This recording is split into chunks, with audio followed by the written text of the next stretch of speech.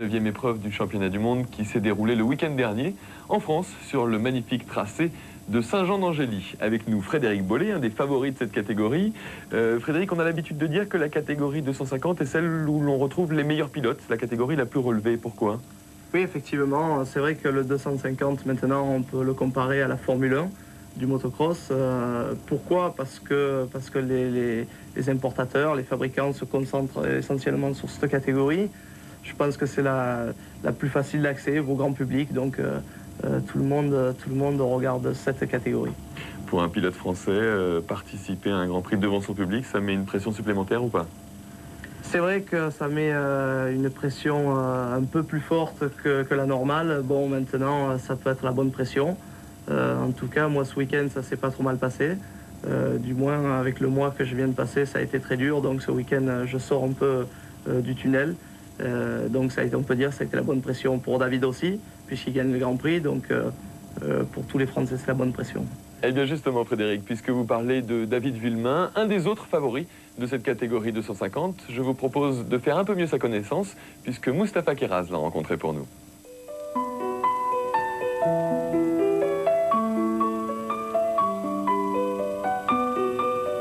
J'étais pas très doué au début. Je prenais ça un peu comme un poète. J'étais là, mais je flânais. Et puis 1 an ou 2 ans après, on a vu que j'avais un peu des capacités. On a continué, mais au début, il m'a dit, toi, tu feras pas trop carrière dans le cross.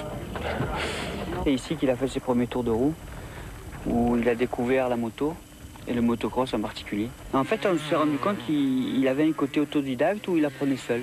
C'était un petit canard et il avait du mal au départ. Il y a une personne qui était très bien implantée dans le milieu du cross, c'était Sera, je crois. Il a découvert beaucoup de talents en France, dont Peter Hansel. Et lui nous avait dit qu'il fallait insister avec David. Bon, c'était comme ça au départ.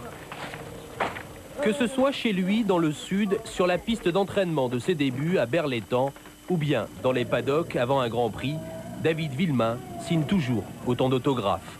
21 ans, un mental d'acier, un cœur énorme à l'ouvrage. Le temps et le travail ont métamorphosé ce garçon frêle et timide en une bête de course capable d'effriter les ambitions de ses adversaires sur les pistes tourmentées et houleuses du monde du cross. Je dirais il y a un Bale tous les 15 ou 20 ans. Un Villemain, on ne peut pas comparer parce que Bale c'était un talent, David c'est quelqu'un qui avait du talent mais qui a bossé beaucoup. Il a eu le mérite de ne pas se décourager parce que quand on passe avec des tortellis et qu'on voit l'éclosion d'un tortelli, on a le droit d'être un petit peu déçu et de baisser les bras, mais je pense qu'il n'a jamais baissé les bras, il faut regarder sa motivation et ça a été sa grande force. David Villemain et le motocross, c'est avant tout une histoire de famille. Le pilote Yamaha est en effet le seul sur le circuit mondial à gérer son budget d'une saison avec son père et sa mère. Vice-champion du monde 125 l'an passé, cette année en 250, David a déjà remporté le Grand Prix de Grèce et pointe à la 5e place du général, juste derrière les ténors de la spécialité.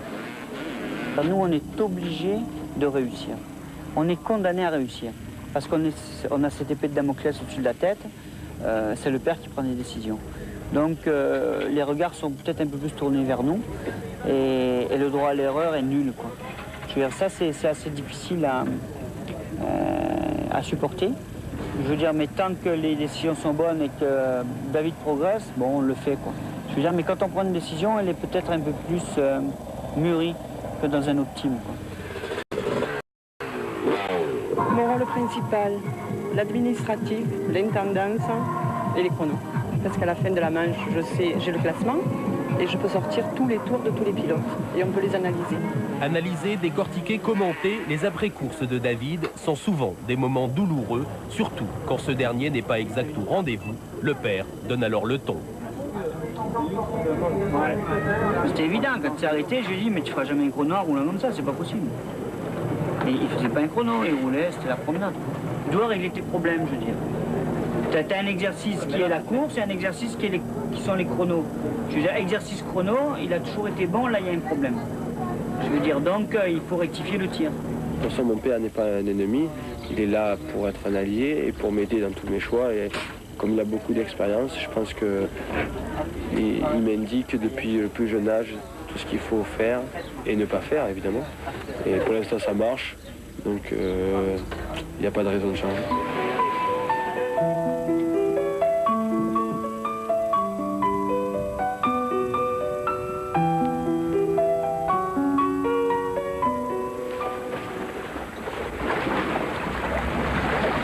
l'avenir proche, c'est de finir, je dirais, le championnat du monde en fanfare, ce qui a de gagner encore des grands prix, encore des manches. Et puis l'avenir un peu plus lointain, c'est peut-être partir aux États-Unis l'année prochaine.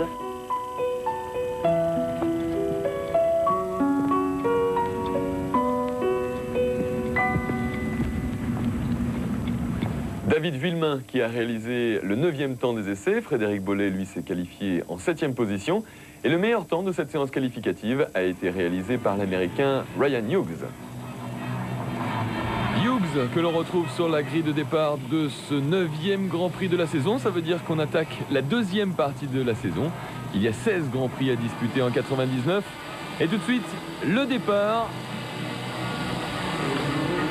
Il faut noter que Ryan se trouve à l'intérieur. D'ailleurs, je crois qu'il sort bien, malgré... Voilà, c'est ça. Après, il recoupe l'intérieur. Et tout de suite, un excellent départ pour le Français David Villemain, que vous venez juste de découvrir. Et une chute collective également, une chute lourde de conséquences, surtout pour Marnik Berveut, 2e au classement du championnat du monde, et qui se blesse, Frédéric. Hein. Qui a l'air de s'être blessé, apparemment à la main. Berveut, en tout cas, perd de gros points ici, puisqu'il ne courra pas cette première manche, pas plus que la 2e, mais il s'est effectivement blessé à la main gauche. C'est bien parti en revanche pour David Villemain. Frédéric, vous êtes fait un peu engluer dans le premier virage. Et oui, le premier virage, donc au bout de la ligne droite, j'étais bien placé et je me suis fait un petit peu serrer dans le talus à l'extérieur. Et je crois que je suis 10e ou 11e, un truc comme ça au premier passage. Par contre, David en profite vraiment bien. Et en voyant les images, je m'aperçois qu'en un tour, il prend vraiment énormément de temps sur le deuxième. C'est incroyable d'ailleurs. On voit ici toute l'importance de prendre un bon départ. Avec un départ moyen en revanche pour Pete Beirer, numéro 3. Lui aussi englué dans le premier virage, mais qui peu à peu va refaire son retard. Ici, on est sur la bagarre entre l'auteur de la pole position, Ryan Hughes, numéro 70, qui vient juste de passer Mark Eastwood, le coéquipier de Frédéric Bollé, justement. Effectivement, on marque mon coéquipier qui remplace Stéphane Ebert, qui s'est blessé donc en début d'année. Et là, apparemment, Marc fait un très beau Grand Prix, puisque je crois qu'il est 3e. Hughes vient de le passer, donc c'est ça, il est 3e. Effectivement, puisque Hughes occupe alors la 2e position, mais assez loin du leader de cette manche, David Villemain. On est maintenant sur la remontée extraordinaire de Pete Beirer, ce numéro 3, l'Allemand, en tête du classement général de cette catégorie 250, qui est dans la roue arrière de Mark Eastwood et qui le passe ici dans la partie sablonneuse du circuit. Oui, d'ailleurs, une partie, on peut dire, très très technique, puisque c'est un peu exceptionnel qu'on trouve du sable sur un circuit dur. Donc on pouvait faire effectivement la différence, et d'ailleurs Pete en a profité, comme on vient de le voir. Et là on voit Michael d'ailleurs qui revient très fort sur Marc, sur le pauvre Marc, qui a perdu on va dire 3 places en un tour, quoi. Michael Machiot, un des bons pilotes français de cette catégorie 250, qui le double ici à l'intérieur. 2 trajectoires différentes, la trajectoire à l'intérieur était la plus rapide, mais Eastwood se défend bien et résiste. Je crois que c'est passé. Ouais, c'est passé. Voilà. Après, d'ailleurs, la portion qu'on vient de voir, qui était à peu près la 2e portion la plus délicate du circuit, où d'ailleurs on pouvait faire la différence aussi. Et je crois que je vais faire la différence. Ici même, vous voilà Frédéric Bollé, numéro 5, en train de doubler à votre tour le pauvre Mark Eastwood, qui n'en finit pas de dégringoler au classement, mais qui, comme à chaque fois, résiste bien. Vous êtes alors 4e ici, Frédéric. Voilà, c'est ça. Mais bon, je pense qu'il faut quand même préciser que Marc se retrouve pas souvent devant. Et c'est quand même un rythme un petit peu effréné. Donc c'est quand même une bonne place pour lui, même s'il se fait doubler. Parce que depuis tout à l'heure, on parle de ça. Mais bon, il est 5e à ce moment-là. C'est une bonne performance pour l'instant. Belle performance également pour Pete Beirer, l'Allemand, qui est en bagarre ici avec le Français Michael Machiot. Une Yamaha officielle, celle du Français, une Kawa officielle, celle de l'Allemand. Et ça bagarre dure. D'ailleurs, Michael a fait un dépassement un peu osé à cet endroit de la piste. C'était assez dur, mais il l'a fait. Au coude à coude, les deux hommes, le Français prend un peu l'avantage. On revoit justement le dépassement dont vous parlez, Frédéric. C'est audacieux. Alors ce qu'il faut noter, d'ailleurs on le voit sur la piste, c'est qu'il y a des endroits qui sont un petit peu brillantes et d'autres endroits où on voit de la bonne terre. Et l'endroit où c'est brillant et très lisse, c'est très très glissant. Et d'ailleurs, Michael double Pete sur une partie glissante. C'est pour ça que c'est osé. Et en tout cas, il y en a un qui s'en sort bien pour l'instant dans cette première manche. C'est David Villemain avec plus de 15 secondes d'avance sur le second. Et toujours cette formidable bagarre, ce duel entre Pete Beirer et Michael Machiot. Aucun des deux n'est prêt à laisser passer l'autre. C'est ce qui fait la beauté de cette discipline. Et à ce moment-là, d'ailleurs, effectivement, ils roulent très très fort puisqu'ils sont revenus sur Ryan Hughes, qui est deuxième. Et ils sont revenus très fort d'ailleurs.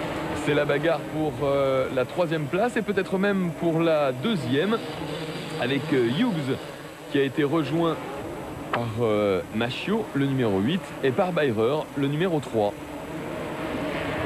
Un tracé magnifique ici à Saint-Jean-d'Angély, un circuit qui accueillera l'an prochain le motocross des nations.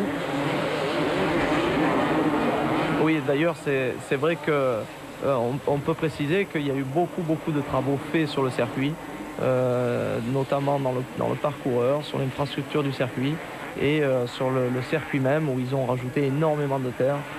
Un gros dépassement de Pete Beirer sur Michael, qui est un petit peu en force d'ailleurs. Et on le voit à ce moment-là où il sert Michael sur les barrières. Ça, c'est le style Beirer d'ailleurs. C'est osé, mais ça passe. Est-ce que c'est autorisé, Frédéric? Oui, quoi qu'il en soit, il ne le touche pas et c'est autorisé, c'est dangereux, c'est clair, mais c'est autorisé.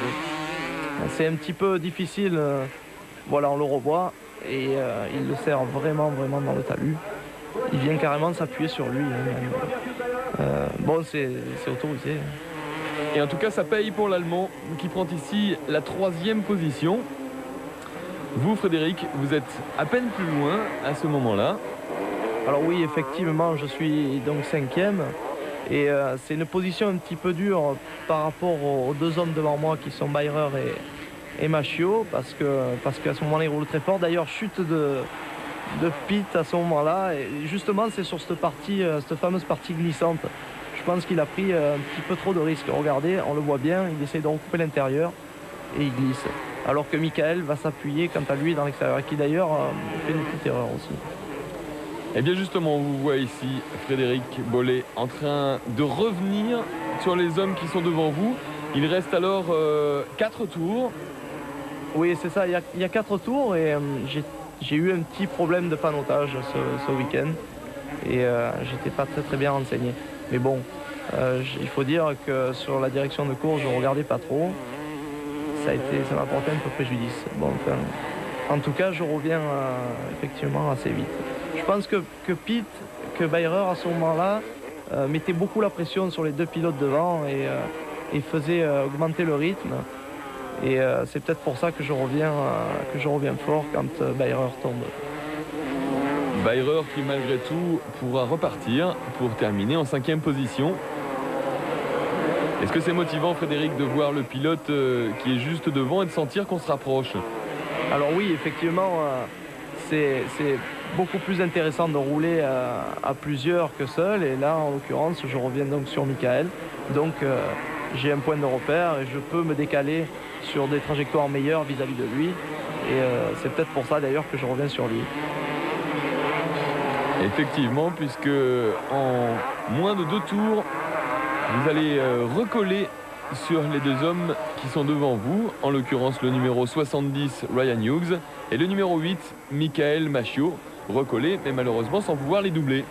Oui, et en plus je pense que là le plus défavorisé c'est Ryan Hughes puisqu'il est tout seul devant, parce que je pense qu'à ce moment-là David est très loin. D'ailleurs on le voit sur le côté en train de remonter, donc Hughes en fait fait le lièvre pour nous. Il ne reste plus que quelques virages maintenant. David Villemain a une solide avance devant. Pas loin d'une quinzaine de secondes. Le voilà, David Villemain et son numéro 99 pour sa première saison en 250 seulement. Lui qui s'était déjà imposé dès le deuxième Grand Prix de l'année en Grèce et qui, ici, va remporter la 4e manche depuis le début de la saison. Magnifique victoire du Français devant son public, en plus, dans cette première manche.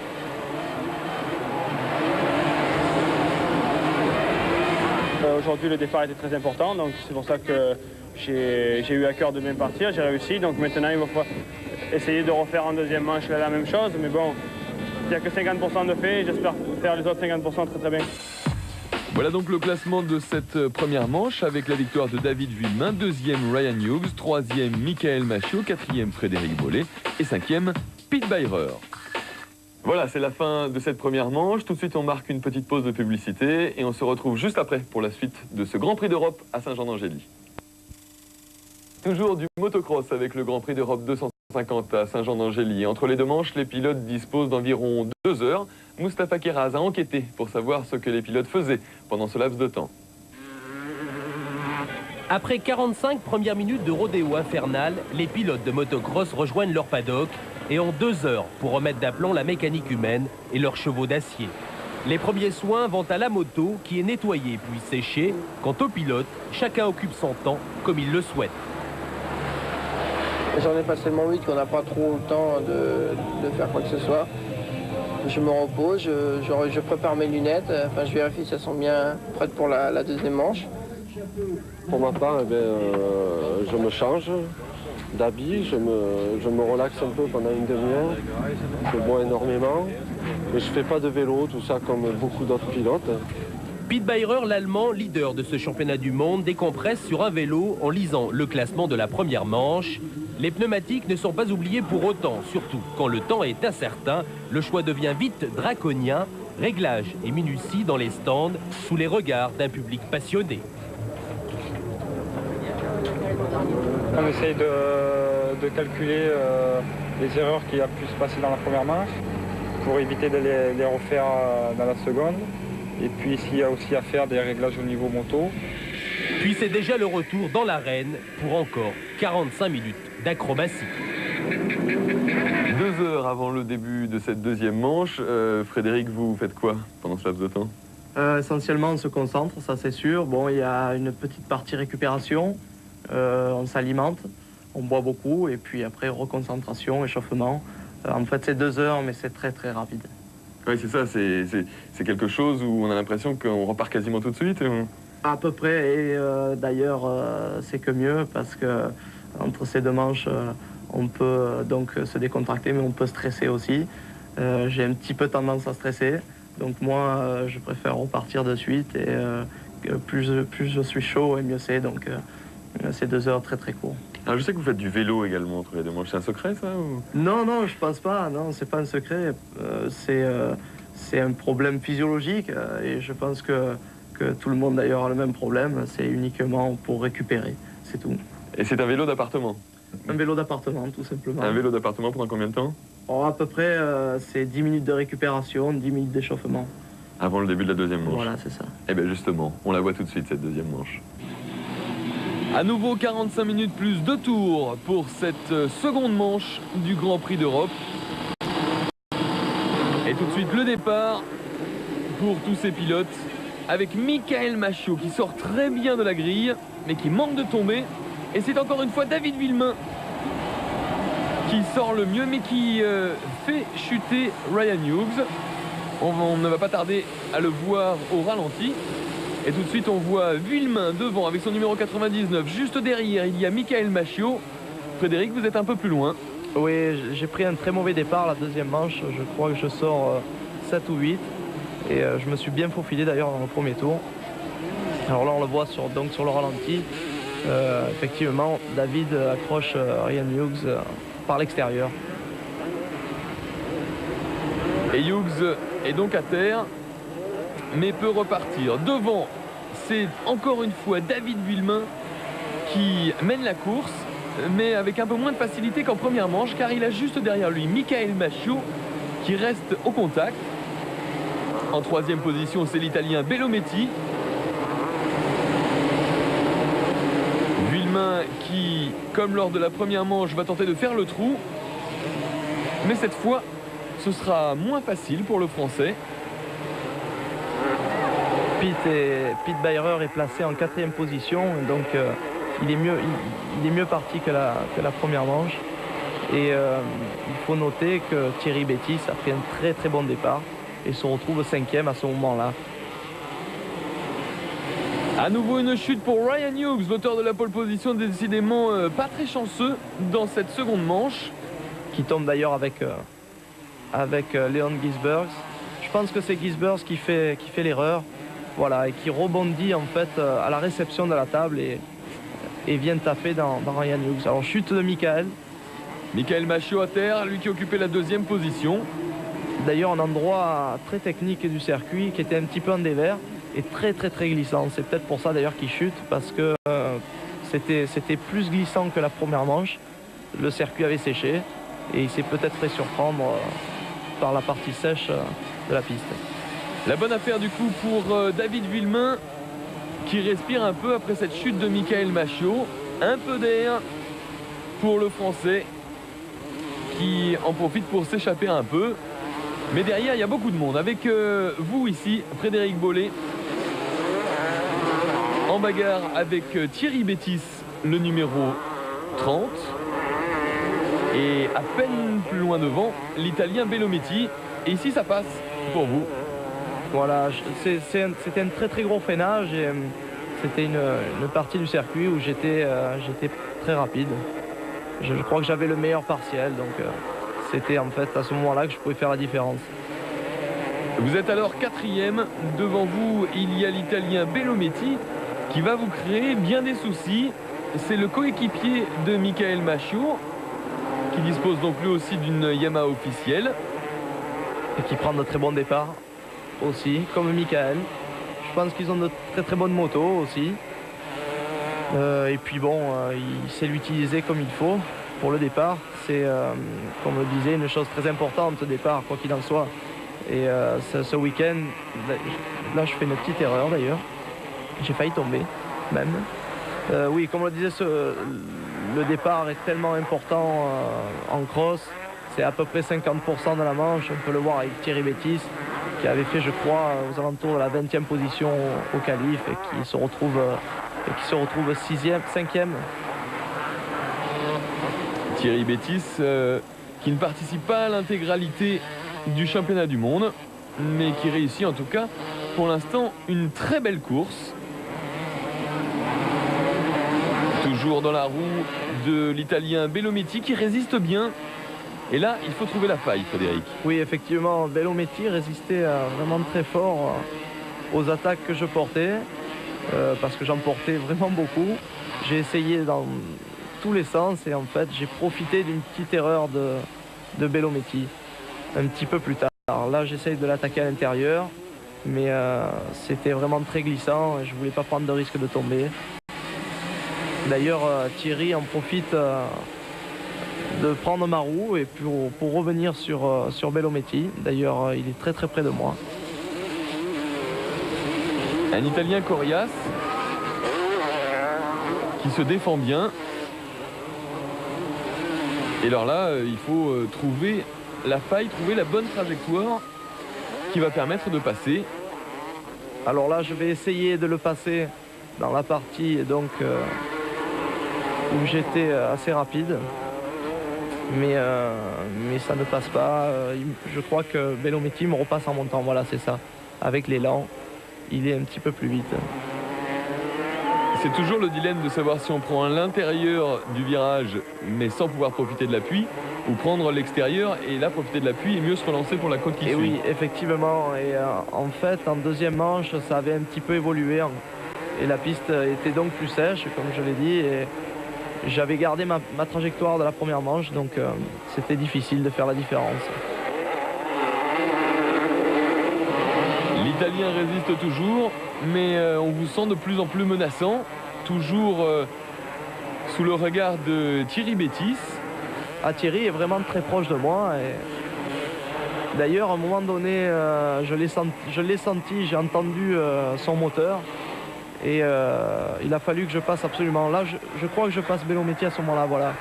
Donc à l'entrée du sable, qui était une partie très technique. Et j'en profite. Vous êtes alors 3e, mais trop loin sur le leader de cette épreuve, David Vuillemin, pour pouvoir revenir sur lui. David Vuillemin qui mène alors sereinement cette deuxième manche. Et on revient à nouveau sur Bellométy, en bagarre cette fois avec Thierry Bétis qui fait un dépassement extrêmement audacieux. Oui, c'est vrai que Thierry passe à un endroit où la piste est vraiment très étroite et où il y a la place pour une moto et pas deux. Il prend beaucoup de risques. Et on revient sur le leader de la course, David Vuillemin, qui commet sa première erreur dans cette manche et qui sort de l'ornière. Un problème de frein arrière apparemment pour le Français, qui lui fait perdre quelques précieuses secondes.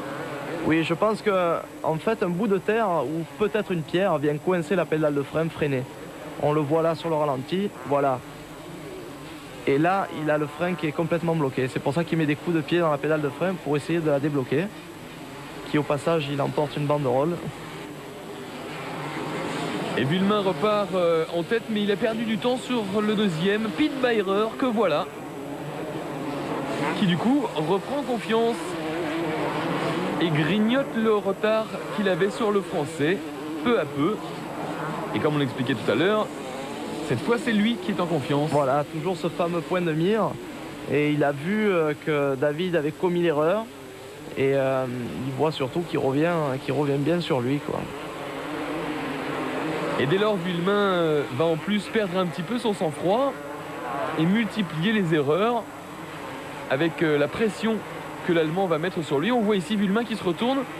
On dit qu'un pilote ne doit jamais se retourner, Frédéric. Non, c'est vrai, parce que en fait, Beirer, je pense qu'il l'a vu.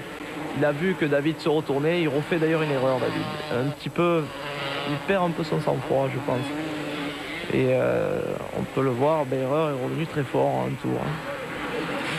L'Allemand est dans la roue du Français. C'est Vuillemin qui a la pression. Qui pour l'instant résiste. Et Vuillemin ici qui saute le trou en levant sa roue avant. Oui, c'est ça. À cet endroit, il y avait un trou qui était assez vicieux. Et on était obligé de passer dedans parce qu'il était dans la trajectoire. Et David est bien ruse sur ce trou. Il cabre la moto. Émile se fait passer ici par Pete Beirer. Qui lui fait un signe au passage. Je pense que David a été sympa sur la manœuvre. Il ne l'a pas resserré. C'est peut-être pour ça que Beirer lui fait un signe. Vuillemin sait qu'après sa victoire en première manche, une deuxième place lui suffit pour s'imposer dans ce Grand Prix d'Europe. Mais c'est l'Allemand Beirer qui fait la bonne opération de cette deuxième manche, puisqu'il va marquer de gros points. On revient un petit peu derrière avec le malchanceux Ryan Hughes, numéro 70, qui, depuis le début de la manche, remonte 1 à 1 les concurrents et qui va doubler ici le Français Serge Guidetti, numéro 24, en opérant un bloc pass. Et là, c'est Frédéric Bollet qui nous explique en quoi ça consiste. Alors, un bloc pass, c'est très simple. Ça consiste à venir bloquer le pilote qui se trouve... Donc, on le revoit au ralenti, voilà. Ryan a été sympa, d'ailleurs. Et il ne vient pas s'appuyer sur lui, il vient l'impressionner. Et le pilote qui est devant et qui se retrouve derrière freine. Même opération sur Mark Eastwood. Voilà, dans le même virage d'ailleurs. Je pense que le virage était un peu propice à cette manœuvre. Et Ryan en profite vraiment. On le revoit ici venir casser, couper la trajectoire du pilote pour pouvoir ainsi le doubler. Hughes occupe alors la 10e position. Ici, nous sommes sur la bagarre pour la 5e place entre le numéro 13, Joshua Coppins, et l'Irlandais numéro 50, Gordon Crocker. Un duel qui durera jusqu'à l'arrivée pour ces deux hommes. Et finalement, c'est Coppins qui gardera l'avantage pour finir 5e. Crocker, lui, termine donc 6e. Pete Beirer, toujours devant, qui termine sur la roue arrière. Qui vient taper dans la main de son mécanicien, puisque c'est juste où on passait à côté des panneauteurs. Et je crois que c'est dans la main de son mécanicien. Il fait ça parce qu'il sait qu'il a gagné, c'est l'arrivée. C'est l'arrivée effectivement et la 5e victoire de manche pour l'Allemand Pete Beirer qui accroît donc son avance en tête du classement général. On l'écoute. Je suis désolé pour mon coéquipier Bert Woets qui n'a pas pu rouler aujourd'hui, mais ça m'a permis de prendre beaucoup de points. Mais je dois me méfier également de David Villemin qui roule très vite depuis le week-end dernier. Je suis donc content d'avoir pu lui prendre 3 points dans cette deuxième manche. Pete Beirer s'impose donc devant David Villemin, Frédéric Bollé. 4e excellent résultat pour le Français Thierry Bétis. Sur l'ensemble des 2 manches, c'est donc David Villemin qui s'impose devant Pete Beirer et Frédéric Bollé. Tout de suite, on les retrouve sur le podium.